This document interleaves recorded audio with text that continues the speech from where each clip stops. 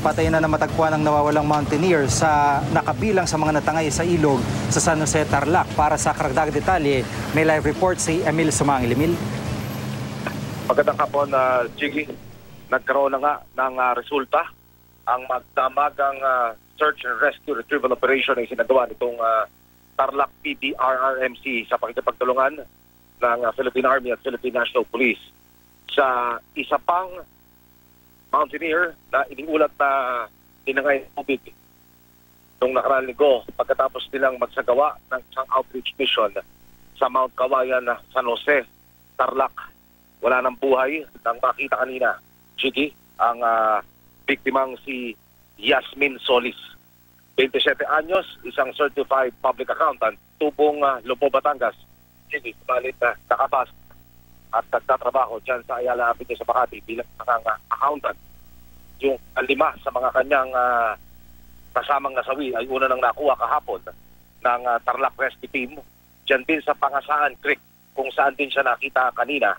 May ilang metro ang layo nito, Jiggy, sa paanan ng Mount Kawayan kung saan nila tinawid yung sapa at doon sila tangayin ng rumaragas ng tubig noong nakaraang linggo. Hawak ko, Jiggy, itong situation report number 2 na mula sa Provincial Disaster Risk Reduction and Management Council ng Tarlac ay pinadala sa Provincial Governor ng nasabing probinsya. Kinilala ang 5 pang biktima, Jiggy, na sina Mark Raven Villanueva, Rocky Sumalinog, Bernadette Ramirez, Jo Marie San Diego at Doreen Adriano. Lumalabas sa mga edad ng mga biktimang ito ay nasa 22 hanggang 27 anyos lamang at umuwi sa pagkakaibang lugar. Meron taga National Capital Region, meron taga Batangas, Bulacan at mayroong taga Rizal. Nakausap natin kanina ang Municipal Police Headquarters, yung hepe nito ng San Jose na si Senior Inspector Simon at sinasabi niyang nag-aantabay lang sila ng coordination mula sa kaanak nitong mga biktima at kung magpa-file ng complaint kaya silang susuporta at tutulungan nila itong mga complainant para makapaghain ng demanda laban dito sa organizer ng mission na ito. Itong outreach mission na ito, lumalabas meron palang organizer, Chigi, at sinasabi ng PNP na dapat itong managot dahil maraming takot. Una na rito ang hindi pag-abiso sa Municipal Ecotourism Office bago isagawa ang outreach mission. Chigi. Emil, bukod dito sa huling biktima na natagpuan na, may iba pa bang hinahanap yung mga otoridad? Kay Ginoong Marvin Giyang na mismo, nagmula siya yung hepe ng Tarlac PDRRMC. Wala nang hinahanap na mga mountaineers o kung sino man na iniulat na wala dahil yung 6 na yan ang siya rin unang na-report sa kanila na missing noong hapon ng linggo. Yung 8 na nasugatan at sinasabi nating nagtamo ng mga minor injuries ay nakauwi na sa kanilang bahay.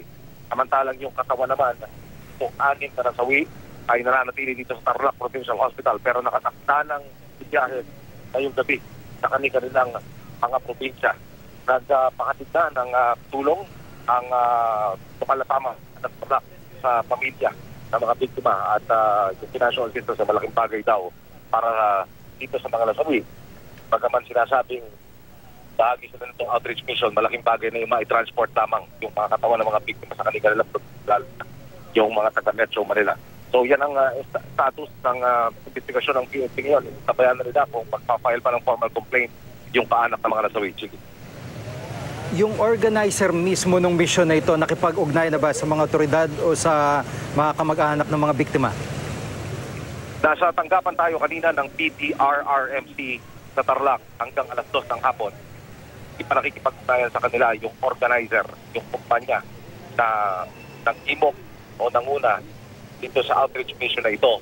Pero nung tayo umuwi, isang tawag ating natanggap mula dito sa San Jose, Tarlac, Philippine National Police at sinasabi nila na nakipag-ugnayan na sa kanila yung organizer at handa raw ito makipagtulungan sa isasagawang investigasyon sa kasong ito. Sige.